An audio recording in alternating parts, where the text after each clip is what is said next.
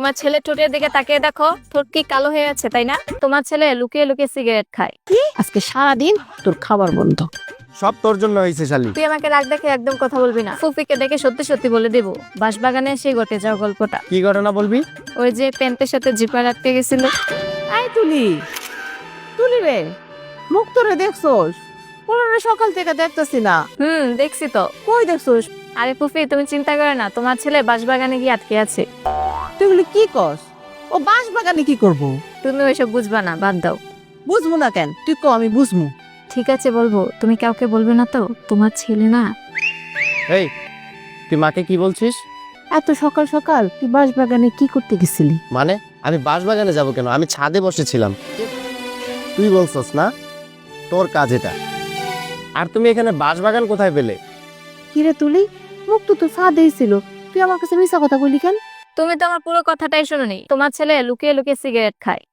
কি? তুই সিগারেট খাস? কি বাজে বকছিস? আমি ওসব জীবনও খাই নাই। আমি প্রমাণ দিচ্ছি ফুপি, তোমার ছেলে ঠোঁটের দিকে তাকিয়ে দেখো, ঠোঁট কি কালো হয়ে আছে তাই না? কি তো, তুই সিগারেট না খেলে তোর ঠোঁট কালো হইলো কেমনে? আরে মা তুমিও না, তুমি কি ভুলে গেছো ওই দিন এই শাকচুন্নিটা মোমবাতি দিয়ে আমার ঠোঁট পুড়িয়ে দিছিল? আর এটা সেই দাগ।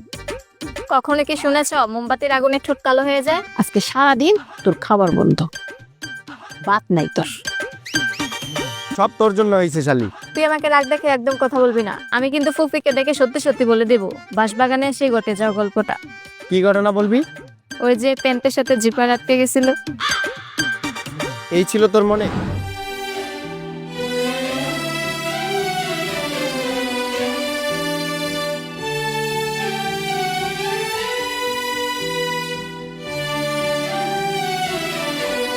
কিরে, শুনলাম ফুপি নাকি সত্যি সত্যি তার খাবার খাওয়া বন্ধ করে দিছে। এখানে কি হাওয়া খেয়ে পেট ভরাচ্ছিস? তোকে কেউ এখানে আসতে বলছে? ডাকিসনি বলেই তো এসেছি তোকে বিরক্ত করতে। শুধু তোর জন্য আজকে মা আমাকে ভুল বুঝছে।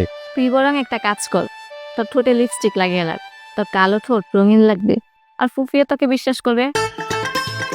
এই দেখ, তোর জন্য আমি লিপস্টিক নিয়ে আসছি।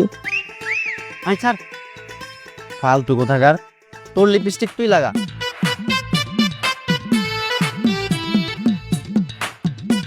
বুঝছি তোর আসলে অনেক খিদে পেয়েছে, তাই এত রাগ দেখাচ্ছিস। এই দেখ, তোর জন্য আমি খাবার নিয়ে আসছি, খেয়ে নে। তুই সাথে করে পানি নিয়ে আসতে পারলি না? দেখছিস না আমার হাতে লিপস্টিক লেগে আছে।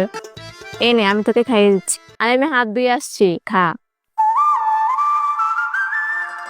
খাবারটা আমি রান্না করেছি, খেয়ে বল কেমন হয়েছে। পেটে অতিরিক্ত ক্ষুধা লাগলে যেমন লাগে তেমন হয়েছে।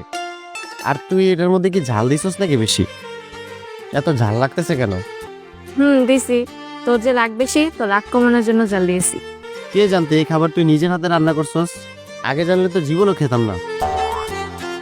আমার ঝাল লাগছে, আমার তো পানি খেতে হবে। থাক তুই। আরে খাবারটা কেমন হয়েছে বলে তো যা। তোর খাবারটা আসলেই অনেক মজা হয়েছে। তাহলে পুরোটা শেষ করে যা।